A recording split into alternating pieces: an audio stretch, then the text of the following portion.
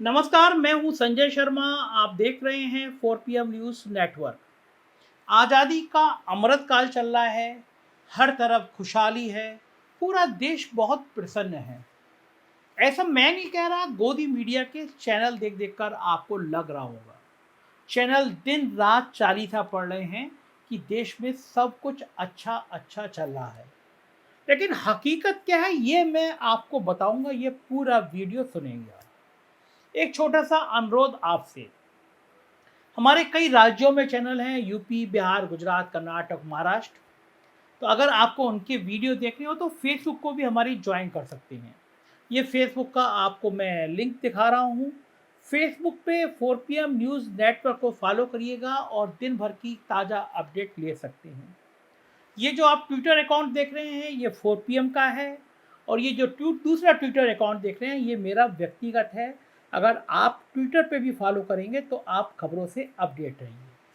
अब मैं आज का वीडियो शुरू करने से पहले मैं देश के उस शानदार कवि की कुछ कविता पढ़ना चाहता हूँ जिसने इस देश में क्रांति की कविताएं लिखी और आने वाले समय का अनुमान लगा दिया। अदम गोंड भी हैं, जन सरोकारों से जुड़ी हुई कविता लिखते हैं। इस देश का मर्म लिखा है उन्होंने, इस देश के किसान की पीड़ा लिखी है। मैं कुछ लाइनें आपको सुनाता हूँ। इस युवा पीढ़ी के चेहरे की हताशा देखिए, इस युवा पीढ़ी के चेहरे की हताशा देखिए, जिस्म क्या है रूह तक सब कुछ खुलासा देखिए। इस युवा पीढ़ी के चेहरे की हताशा देखिए, जिस्म क्या है रूह तक सब कुछ खुलासा देखिए। आप भी इस भीड़ में घुसकर तमाशा देखिए। जो बदल सकती है इस पुलिया के मौसम का मिजाज, जो बदल सकती है इस पुलिया के मौसम का मिजाज, उस युवा पीढ़ी के चेहरे की हताशा देखिए। जल रहा है देश ये बहला रही है कौम को, जल रहा है देश ये बहला रही है कौम को। किस तरह अश्लील है कविता की भाषा देखिए। मत्स्यगंधा फिर कोई होगी किसी ऋषि का शिकार, मत्स्यगंधा फिर कोई होगी किसी ऋषि का शिकार। दूर तक फैला हुआ गहरा कुहासा देखिए, दूर तक गहरा कुहासा देखिए। ये थे अदम गोंडवी के शानदार लिखते। अब बात करते हैं आज के वीडियो। टीवी चैनलों पर हर साल अमिताभ बच्चन करोड़पति बनाने का प्रोग्राम लेकर आते हैं, कौन बनेगा करोड़पति। वहीं दूसरी ओर मोदी जी के प्यारे दुलारे मंत्री धर्मेंद्र प्रधान बड़े गर्व के साथ, बड़े घमंड के साथ कहते हैं, हम नौकरियां मांगने वालों का नहीं बल्कि नौकरियां देने वालों का देश बना रहे हैं। क्या बात है, कह रहे हैं कि हम नौकरियां देने वालों का देश बना रहे हैं। कहाँ नौकरी दे रहे हैं, कौन सा देश बना रहे हैं, ये तो हमें नहीं पता। लेकिन मैं जो आपको बताने जा रहा हूं उसे सुनकर आपका सिर चकराने लगेगा, क्योंकि किसी गोदी मीडिया ने आपको ये कभी नहीं बताया होगा जो मैं आपको बता रहा हूँ। गोदी मीडिया के चैनलों में तो आप कूद कूद कर हो रही पत्रकारिता को देख रहे होंगे, कभी चीते की ड्रेस पहनकर एंकर जो आ रहे हैं उन्हें देख रहे होंगे, और कहीं मारपीट टीवी स्टूडियो में होते देख रहे होंगे, और कहीं नोएडा स्टूडियो में बिना तूफान आए लोग छाता लेकर हिल डुल रहे हैं। ऐसा सीन आप देख रहे होंगे। ऐसे में आपको कौन बतलाएगा कि साहेब के अमृत काल में सिर्फ गरीब ही नहीं रो रहे हैं बल्कि अमीर भी हिंदुस्तान में अपना भविष्य नहीं देख पा रहे हैं, और करोड़पति लोग देश छोड़ छोड़कर भाग रहे हैं, विदेशों में बसने पर मजबूर हैं। साहेब के मंत्री गिरिराज बाबू, अमीर लोग तो पासपोर्ट और वीजा बनवाकर वतन छोड़ देने में सक्षम हैं, लेकिन आप तो बात बात पर लोगों को पाकिस्तान भेजते रहते हैं। लिहाजा कम से कम गरीब लोगों को तो वीजा पासपोर्ट बनवा दीजिए, गरीबों का बनवा दीजिए, ताकि वो लोग ज़्यादा दूर नहीं तो पड़ोस के बांग्लादेश, वही बांग्लादेश जिसकी प्रति व्यक्ति आय भारत से 1.5 गुना हो चुकी है, वहीं जाकर कुछ दाल रोटी का जुगाड़ कर लो। आपको पता है ये बात कितनी शर्मनाक बात है। वो बांग्लादेश जिसको इंदिरा गांधी ने बनवाया था, पाकिस्तान के 2 टुकड़े कर दिए थे, वहां पे प्रति व्यक्ति आय भारत से ज्यादा हो चुकी है। अमीरों के लिए सरकार कर रही हो नहीं कर रही हो, लेकिन बदनामी बहुत है सरकार की। लेकिन अब अमीर लोग भी देश छोड़कर जा रहे हैं, ये डिटेल में आपको बता रहा हूँ। ताज़ा अनुमानों के अनुसार इस साल लगभग 6,500 लोग देश छोड़कर विदेशी नागरिकता लेने की कतार में हैं। लेकिन ऐसा क्यों हो रहा है? क्यों करोड़पति छोड़कर जा रहे हैं? ये जानने से पहले ये जानना जरूरी है कि करोड़पति की लिस्ट में वो कौन से लोग हैं जो साहेब के अमृत काल में देश छोड़कर विदेश आ रहे हैं और साहेब की किरकिरी करवा रहे हैं। क्योंकि उनकी सरकार पर तो अमीरों की सरकार होने का लेवल चस्पा है। हम दो हमारे दो की सरकार कहीं भला जाती है? जी हाँ, यही असली दिक्कत है कि साहेब की नज़र में हमारे दो ही असली अमीर हैं, लिहाजा वो उनको ही आगे बढ़ाने की ज़रूरत समझते हैं। अब आप खुद ही देख लीजिए, आपकी मोटरसाइकिल का पेट्रोल हो या आपके खाने का सरसों का तेल हो या पकौड़े तलने की रिफाइन हो, वही पकौड़े जिनके लिए साहेब कहते हैं बेरोजगार हो तो नौकरी जरूर क्या है तलाश करने की, पकौड़े तलो और रोजगार पाओ। आप जो सेब खरीद रहे हैं वो हो या एयरपोर्ट का मैनेजमेंट हो, यहाँ तक कि पावर प्लांट हो, ज़्यादातर तो हमारे दो के ही हैं। ऐसे में छोटी मोटी गली मोहल्ले के अमीरों को भला कौन पूछता है? अब आपको छोटे मोटे अमीरों की परिभाषा भी बता ही देता हूँ, खासकर उनकी जो देश छोड़कर जाने को मजबूर है। ऐसे लोग जिनकी नेटवर्थ 8.25 करोड़ या उससे ज़्यादा है, उनको भारत में अपना भविष्य नज़र नहीं आ रहा और वो देश छोड़कर जाने को मजबूर है। 6,500 से ज़्यादा करोड़पति इस समय देश छोड़ने को तैयार हैं। एक रिपोर्ट के मुताबिक अनुमानित 6,500 हाई नेटवर्थ इंडिविजुअल के 2023 से भारत से बाहर जाने की संभावना है। 2023 में वो लोग जाना चाहते हैं। ऐसे में सवाल यह है कि ये सारे करोड़पति जब देश छोड़ के चले जाएंगे तो कैसे विश्व गुरु बनेंगे हम? हेनली प्राइवेट वेल्थ माइग्रेशन की 2023 की एक रिपोर्ट में ये खुलासा हुआ है। ये फर्म दुनिया भर में पैसों और निवेश के ट्रेंड्स पर नजर रखती है। रिपोर्ट में कहा गया है कि भारत में करोड़पतियों की संख्या 2022 की तुलना में 13% कम है। पिछले साल 7,500 करोड़पति भारत छोड़कर चले गए।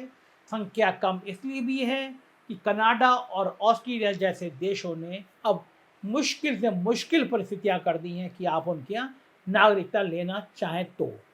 कनाडा में लाइन लगी पड़ी है, भारतीय लोगों के निवेदन की लाइन लगी पड़ी है। लेकिन सवाल यह है कि लोग आखिर देश छोड़कर क्यों जा रहे हैं? तो इसकी पृष्ठभूमि समझने के लिए मैं आपको 2011 के साल में ले चलता हूं। तब वित्त मंत्री प्रणब मुखर्जी ने नेशनल मैन्युफैक्चरिंग पॉलिसी एनएमपी का खाका पेश किया। तब कहा गया कि हमारे देश में मैन्युफैक्चरिंग यानी विनिर्माण की स्थिति दयनीय है और जीडीपी में उसका योगदान 10% के आसपास ही है। तब उसे 25% और उससे भी ऊपर लाने के लिए एनएमपी लाई गई।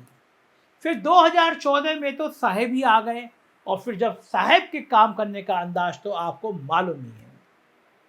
मनमोहन सिंह की बैंक खाता खुलवाने की स्वाभिमान योजना का नाम बदलकर साहेब ने जनधन योजना कर दिया और उस पर अपना ठप्पा लगा दिया। उसी तरह एनएमपी को झाड़ पोंछ कर एकदम नए क्लेवर और नए नाम मेक इन इंडिया के साथ सबके सामने रख दिया गया। लोगों को बड़ी उम्मीद जगी कि अब देश में छोटी मोटी पूंजी वाले लोग भी छोटी मोटी फैक्ट्रियां लगा सकेंगे और उनमें लोगों को रोजगार भी मिलेगा, साथ ही जीडीपी में मैन्युफैक्चरिंग का शेयर भी बढ़ेगा।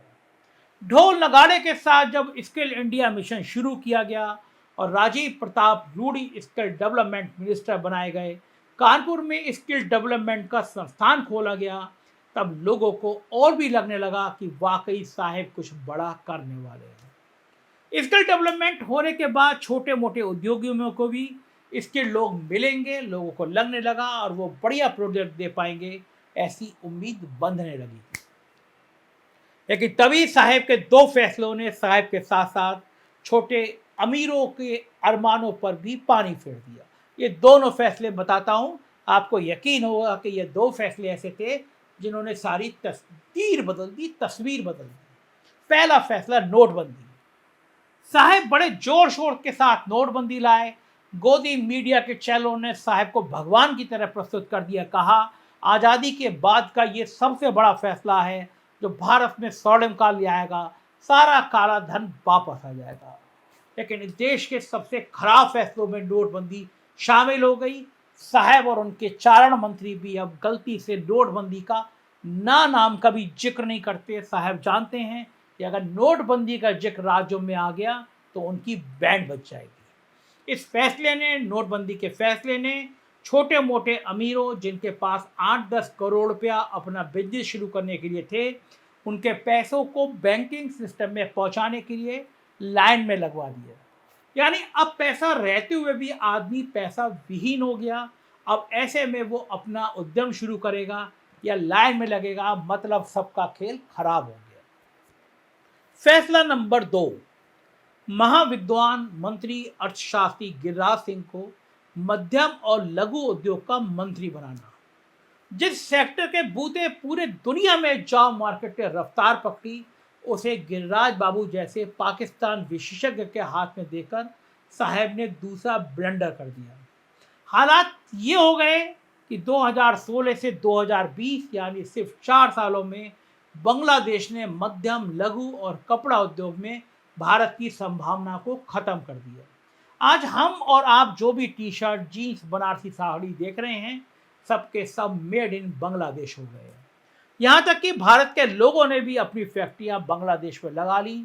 लेकिन ये सब होते हुए भी गिरिराज बाबू और रूडी जी देखते रह गए। मरहूम अरुण जेटली भी कुछ कर नहीं पाए और उधर साहब फैक्ट्रियाँ बनवाने की जगह देश में कब्रिस्तान और शमशान बनवाने की बात करते रह गए। हालांकि वो भी बनवा नहीं पाए, क्योंकि यदि वो बनवा दिया गया होता तो कोरोना काल में गंगा में लाशें तैर नहीं रही होती। अब ऐसे हालात में जहाँ की करेंसी इतनी वोलेटाइल हो कि पता नहीं कब डिमोनेटाइज हो जाए, कोई उम्मीद ना हो कि उस पैसे से कुछ किया जा सके, तो फिर देश छोड़कर जाना मजबूरी बन जाता है, वरना कौन अपने प्यारे वतन को छोड़ना चाहता है। मेरे मित्र जो कनाडा सेटल हो गए, उनका कहना था कि कनाडा में रह रहे भारतीयों ने कहा कि विदेशों में एक धारणा बन रही है कि भारत अब सिर्फ हिंदू मुसलमान का उन्माद पैदा करने वाला देश बनता जा रहा है। जब राज्यों के मुख्यमंत्री, देश के मंत्री, कैबिनेट मिनिस्टर हिंदू मुसलमान के उन्माद को फैलाने में लग जाएं, जब पूरे देश को सांप्रदायिक तेजाब की भट्टी बनाने में लग जाए, जब गोदी मीडिया के चैनल के एंकर हिंदू मुसलमान करने लगे, जब अंबानी के चैनल नफरत का कारोबार करने लगे और अंबानी मुस्लिम बहुल दुबई में हजारों करोड़ की कोठी खरीदने लगे, तो भला इस देश की जलती हुई आग में कौन करोड़पति रहना चाहेगा। साहब अब भी वक्त है, संभाल लीजिए इस देश को। इस देश में प्यार की भाषा को बढ़ाइए, इस देश में अमन चैन बढ़ाइए, वरना देश के करोड़पति जाते रहेंगे और यहाँ पे 80 करोड़ लोग 2 वक्त के राशन के लिए लाइन में लगे नजर आते रहेंगे। मुझे यकीन नहीं है देश बदलेगा, भारत पुराने दौर में लौटेगा। शायद मेरा ये ख्याल, मेरा यकीन हकीकत में बदल सके। शुक्रिया।